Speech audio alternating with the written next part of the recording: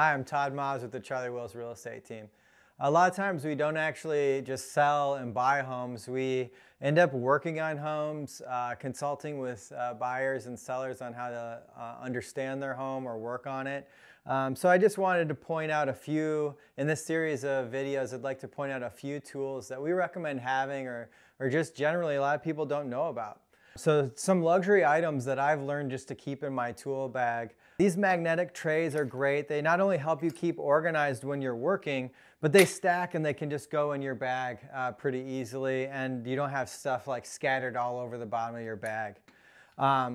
This little gripper guy, if you've ever lost a screw under a refrigerator or behind a bed or a bookshelf, this is great. Helps you kind of grab a little nut or screw or washer from a really tight place. Even easier is my friend the magnet on a telescopic arm here. It's kind of small, it's easy to just have tucked in. I have a few of these in different bags and tool belts. But these are just a few nice to have items that I've learned to kind of keep with me all the time. Thanks for watching. Please remember to like and subscribe.